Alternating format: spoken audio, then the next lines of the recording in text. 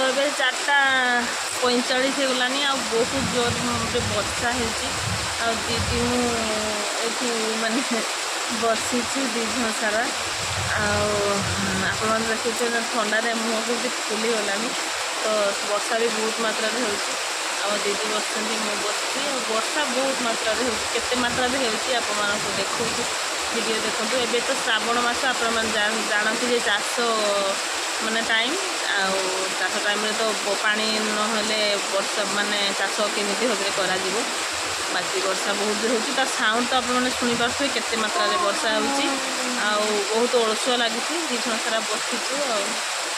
यहाँ तो चलते वर्षा केमी भाव होते दूर आप देखो माने घंटे हो गलानी पाखापाखि वर्षा हो